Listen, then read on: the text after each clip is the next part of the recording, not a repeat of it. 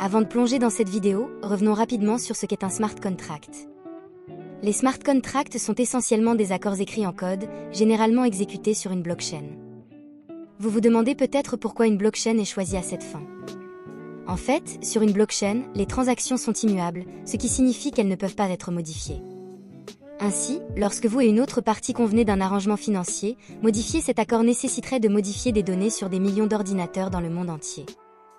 Ce n'est plus seulement une question de confiance entre deux individus, ou un accord écrit sur papier, il devient un accord partagé avec des millions d'autres personnes qui en ont une copie. Les smart contracts peuvent varier en complexité. Ils peuvent être aussi simples que, si je vous paie $10 aujourd'hui, vous me rembourserez $1 chaque jour pendant les 10 prochains jours. Ou ils peuvent être plus complexes, comme, si je vous donne $10 d'Ethereum, vous me donnerez $10 de Dogecoin, où le code vérifie si les deux parties possèdent les tokens requis et automatise le processus de trading. Les smart contracts financiers peuvent être encore plus complexes, comme, si vous me donnez $10 de USDC, je vous donnerai $8 d'Ethereum, mais vous devez me payer un intérêt annuel de 6%. Ces smart contracts simples peuvent constituer l'épine dorsale du système financier d'une nation entière. Cependant, il y a une limite aux smart contracts, ils ne peuvent accéder qu'aux données sur la blockchain, telles que les transactions passées ou les soldes de compte actuels. Mais si on pouvait intégrer des données réelles dans les smart contracts ?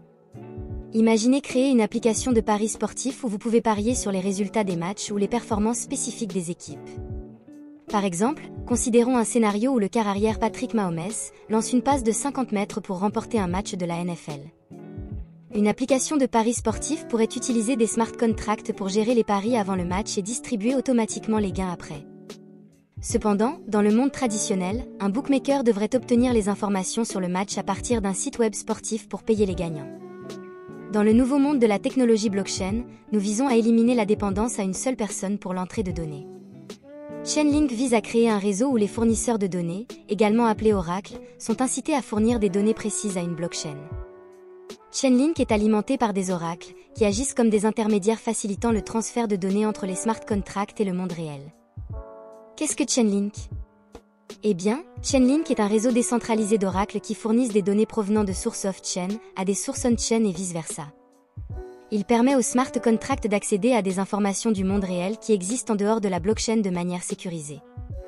De plus, Chainlink aborde les problèmes de fiabilité associés à l'utilisation d'une source de données centralisée, mais nous y reviendrons bientôt. Lancé en juin 2017, Chainlink est l'idée de smartcontract.com, une entreprise cofondée par Sergey Nazarov et Steve Ellis.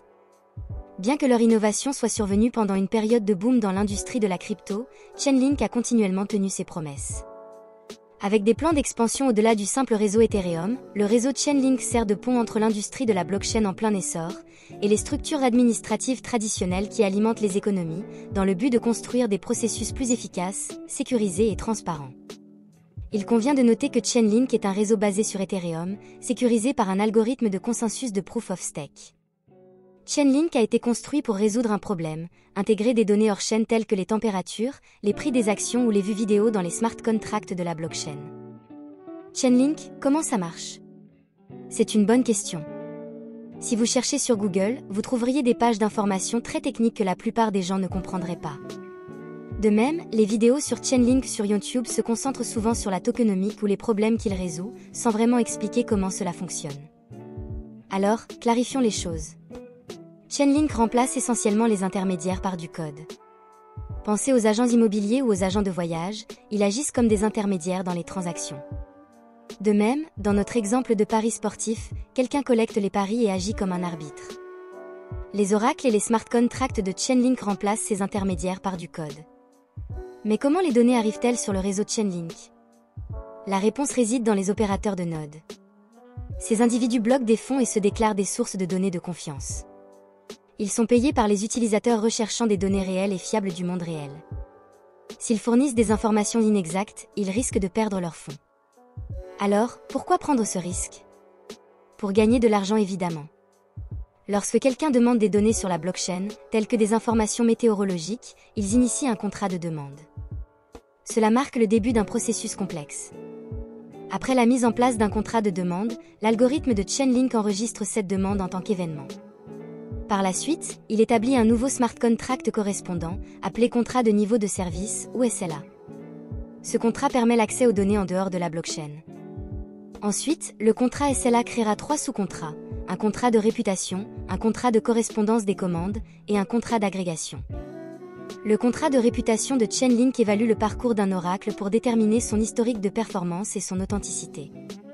Il élimine les nodes peu fiables ou inexactes, assurant ainsi la fiabilité des données. Ensuite, le contrat de correspondance des commandes envoie la requête du contrat de demande à des nodes dignes de confiance, évalue leurs offres et sélectionne les nodes appropriés pour gérer la question.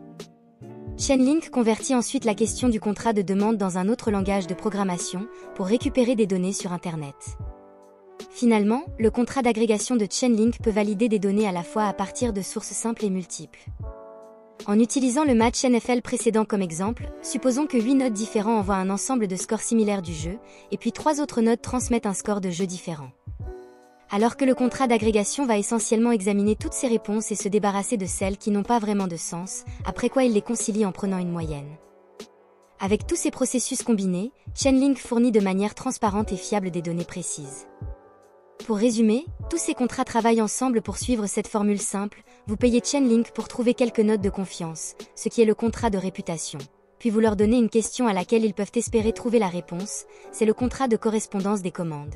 Et enfin, vous laissez Chainlink agréger toutes les données en une seule réponse, ce qui est le contrat d'agrégation. Maintenant, plongeons dans la tokenomie de Chainlink. La blockchain Chainlink dispose d'un token natif appelé Link, utilisé pour financer la croissance du projet. Lors de l'ICO de Link en septembre 2017, les développeurs ont annoncé un approvisionnement maximal de 1 milliard de tokens au lancement. Lorsqu'ils ont vendu certains de ces tokens, le prix de Chainlink était de 11 cents. Aujourd'hui, il se négocie entre 20 et 30 $, représentant une augmentation de 20 000% par rapport au prix de lancement. Au moment de la réalisation de cette vidéo, Link a une offre en circulation de plus de 464 millions de tokens, soit environ 46% de l'offre totale. Il convient également de mentionner que puisque l'approvisionnement en token Link est limité, il pourrait être considéré comme non inflationniste, car une augmentation de la demande fera probablement monter le prix. Le livre blanc de Chainlink révèle que 35% de l'offre totale de Link sera allouée aux individus qui contribuent à sécuriser le réseau Chainlink et à exécuter les oracles. Un autre 30% sera utilisé pour le développement de la blockchain et de l'écosystème Chainlink, et les 35% restants ont été vendus lors d'événements de vente publique comme l'ICO. Étant donné que Chainlink est un réseau décentralisé, les utilisateurs peuvent devenir eux-mêmes des opérateurs de nodes et gagner des tokens Link en effectuant des tâches importantes liées aux données qui contribuent au succès de la blockchain. En résumé, les principaux usages des tokens Link sont de payer le réseau, y compris les oracles, pour fournir des données, et comme dépôt par les opérateurs de nodes pour garantir qu'ils se comportent correctement et restent honnêtes.